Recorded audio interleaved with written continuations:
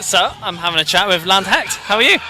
I'm good, thanks. Yeah, not bad. Good. You're here at 2000 Trees. It's true. How's it been for you today so far? It's Looking been forward to later? good. Yeah, we didn't get here long ago, and then I had to go rush straight on stage. Yeah. I really needed a wee before I played, and I realised that there was no toilet backstage. So I went up to the main campsite. It's about 5 minutes before I had to play. I have to have a wee before I play, anxiety, you know. Yeah. And then there was a huge queue. I didn't want to ask to butt in, so I ran back to another stage to use the loo. And I asked the guy outside what time it was, and it was the minute I was supposed to be playing whilst I was there. So then I had to run. So the first two songs were out of breath, but it was cool. You did it. I did it, yeah. And how was it playing on stage back here again as your own act? It was good. Yeah, it was really nice. I wasn't really sure what to expect, but I remembered quickly that the Trees crowd is just so nice. Yeah. And they really like music, you know, like they're bothered about what their schedule and everything. So people were there like on time, and yeah, it was really nice. Yeah. Good. And are you sticking around for the weekend? Yeah, I think we're going to stay until Saturday. So yeah, really looking forward to it. How's Good. your day been? Yeah, good. Just been sat in here really, just queuing up to get sunshine? in, queuing up in the car, trying to get in. Luckily I was in on time, so yeah, Nice. no lateness for me. Nice. But yeah, and you've been releasing new music, solo music. You've got a new single out now. Tell us about that. That's right. Yeah. That came out yesterday, actually. Yeah. Gay Space Cadets is the song, and yeah, so it's the first song off a new album that's coming out in September called House Without a View. And yeah, I'm really excited that it's finally out. Like the first single's out, and can start with the old album cycle. Yeah, it's cool. really happy. Yeah, good. And a pandemic hit a couple of years ago. How much of an impact did that have on you, on Muncie Girls, and everything that you had planned? It definitely, obviously had a big impact on everyone. I think Muncie Girls were already kind of having like a little bit of a break just because we've been touring like non-stop for years.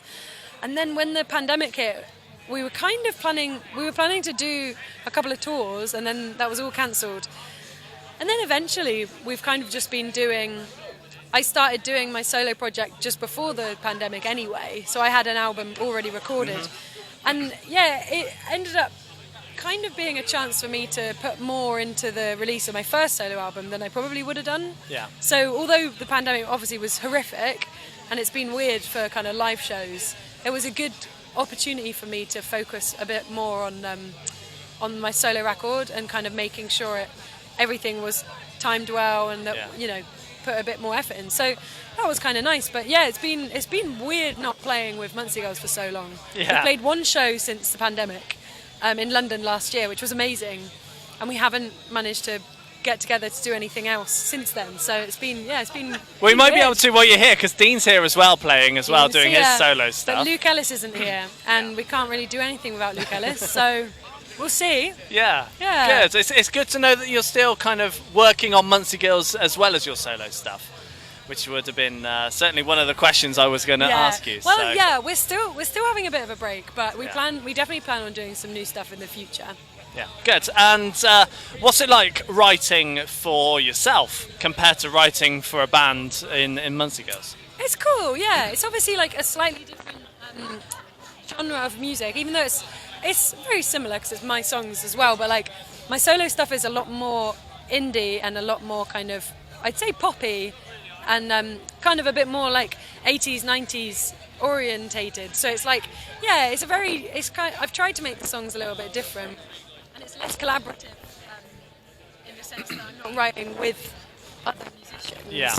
And kind of working more closely with producer rather than with a band. So yeah, it's really different, but I've really enjoyed it, and it's been nice to kind of experiment, I guess, slightly, and like try out some new kinds of sounds. And like I feel like as it's less kind of centered within the punk scene than Muncie Girls always has been. Yeah.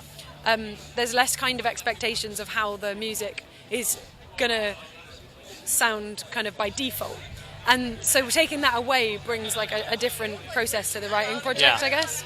Cool, excellent. So once you finish here at 2000 Trees, what's the plan next?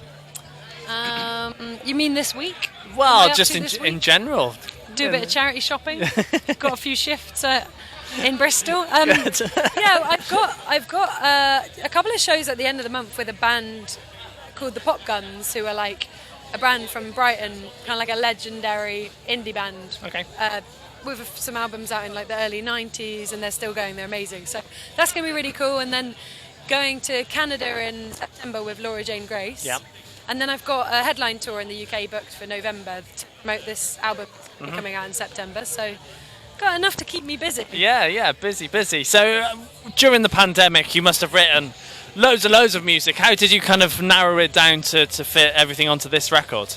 Yeah, I don't know, to be honest. I don't think I wrote more music than I would have done if it wasn't the pandemic.